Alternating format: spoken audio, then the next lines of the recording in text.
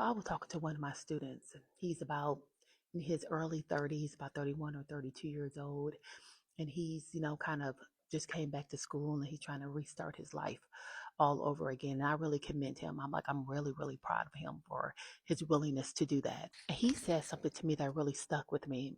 He said that he could not understand why he couldn't move on, how he really thought that he would be further than where he is right now. Well, if we're being honest, a lot of us have really had that thought, right? At one point or another. I had to be real with him real quick and stick with me because you already know I'm going somewhere. To reassure him how a lot of us don't really struggle with change. We struggle with what that change actually means. And this is what I mean by that. Change forces a confrontation, okay? And not just with what is different, but what is actually over. Honestly, we don't talk about that part enough, okay? But let's consider this. You see, we're not stuck because we can't move on. We're stuck because our minds are still trying to make the old version of our lives make sense. Because that's what we do.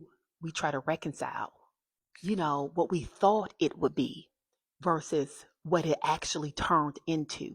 And until we address that gap, we will stay in the loop. And if we're being real, this isn't something that we watched in other people. This is something that most of us have lived. Because you see, some of us felt like we should have been further in life. We spent years trying to survive things that we were never meant to stay in. Staying in relationships that drained us, choosing stability over peace, and trying to keep everything together while quietly falling apart. And by the time we look up, well, people feel behind because they're busy comparing their real life to a version of life where things went perfectly. But our lives didn't go perfectly, and that's okay. It had detours and valleys and sacrifices and survival moments. So the comparison is unfair. Let's look at it this way. Stick with me, because Dr. Jen is going somewhere. Acceptance is not agreement. Repeat after me. Acceptance is not agreement. We've been taught that accepting change means we agree with it. No, it simply means we see this clearly now. That's it. No fighting reality and no rewriting the story just to feel better. Just clarity. And clarity is what allows for us to move forward. Here's what we don't realize. We have to grieve the expectation, not just the outcome of our lives. And this is what I mean by that. Because most of our pain is not from what happened, it's from what we believe was supposed to happen. The future that we had in our heads, right? The version of the person who we thought he or she was supposed to be. The homes that we're supposed to be living in, the amount of money that we're supposed to be in, the profession that we were supposed to be in, the version of ourselves that we thought we get to stay. That is what we are actually letting go of.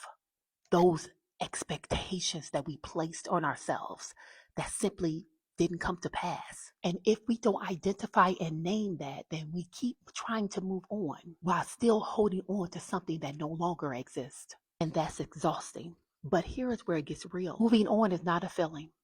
It is a decision that we reinforce with behavior. Don't wake up one day just magically over it, okay? We stop calling, right? We close those past doors. We stop revisiting the past. And well, over time, our emotions catch up with our actions, not the other way around. So when my student said, I thought I'd be further by now, what he was really saying was, I'm still comparing my life to a version that didn't happen. Don't realize is that life is about adapting and accepting that there are simply different chapters in our life. And well, once he accepts that, and maybe once you accept that, then you can move with it besides trying to fight it.